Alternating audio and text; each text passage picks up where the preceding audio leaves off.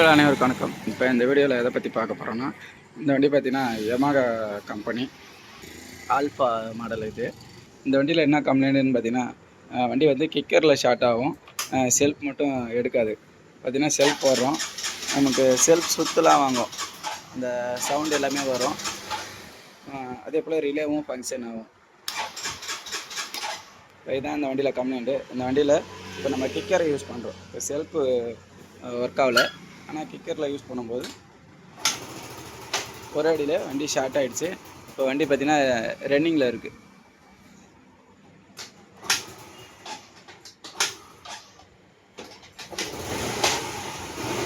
இப்போ வண்டி ஸ்டார்ட் ஆகி வண்டி ரன்னிங்கில் இருக்குது.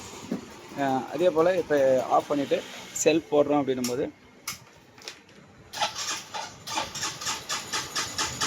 சுற்று மட்டும் வாங்கும், ஆனால் செல்ஃப் எடுக்காது. இதான் அந்த வண்டியில் கம்ப்ளைண்ட்டு. இப்போ இதுக்காக பார்த்திங்கன்னா செல்ஃப் மோட்ரு வந்து புதுசு ஓய் தான் போட்டிருக்காங்க. புது செல்ஃப் மோட்ரு எல்லாமே இன்ஜினை கழட்டி ஹெட்டு போரு அதே போல் ஒயரிங் கிட்டு எல்லாமே புதுசு போட்டிருக்காங்க. இப்போ இந்த வண்டியில் என்ன பார்க்க போகிறோம் அப்படின்னு பார்த்தீங்கன்னா, செல்ஃப் ரிலேலேருந்து பேட்டரி எல்லாமே ஓகே, கரெக்டாக குட் கண்டிஷனு. பேட்டரியோட வோல்ட்டும் 12 வோல்ட்டு, பேட்டரியும் குட் கண்டிஷனு. இது வந்து லூக்காஸ் செல்ஃப் மோட்டர் போட்டிருந்தாங்க, அதை கழட்டிட்டு ஒரிஜினலும் போட்டாச்சு. அதுக்கடுத்தது ஒன் வே ஃப்ளைவீலும் இதுவும் நம்ம வந்து புதுசு போட்டாச்சு. இப்போ இது ஏற்கனவே வந்து இன்ஜின் ஒர்க் இந்த வேலைக்காக இன்ஜின் ஒர்க் பார்த்துருந்தாங்க. இன்ஜின் ஒர்க் பார்த்தோம், அது வந்து சரியான முறையில் அட்டன் ஆகலை. இப்போ நம்மக்கிட்ட வந்திருக்கு. இப்போ இது நம்ம என்ன பண்ணலாம் அப்படின்னு பார்க்க போகிறோம். இப்போ இதில் வந்து பார்த்திங்கன்னா மேக்னட் காயிலேருந்து பவர் காயிலேருந்து எல்லாமே கரெக்டாக இருக்குது, ஆனால் செல்ஃப் மட்டும்தான் இதில் ஒர்க் ஆகலை. இப்போ இதில் வந்து இந்த சிடி வந்து கழட்டிட்டு வேறு சிடி போட்டு பார்க்க போகிறோம். இப்போ இந்த சிடி பார்த்திங்கன்னா புதுசு வாங்கியிருக்கோம், பார்ட் நம்பரு. இதனோட ரேட்டு பார்த்திங்கன்னா 1151 ரூபா வருது. இந்த பழைய சிடியை கழட்டிட்டு புது சிடி போட போகிறோம்.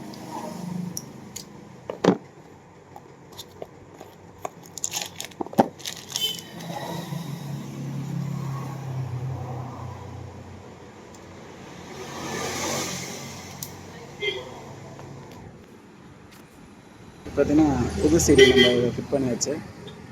இப்போ புது சிடி ஃபிட் பண்ணிவிட்டு பழைய சிடியை ரிமூவ் பண்ணியாச்சு. இப்போ வந்து செல்ஃப் யூஸ் பண்ணி பார்க்க போகிறோம்.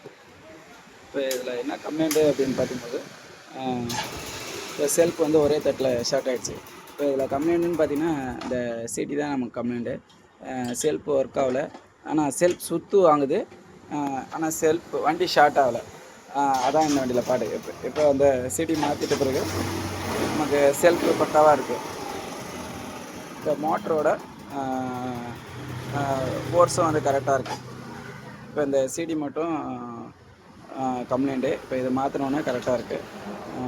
அனைவருக்கும் நன்றி.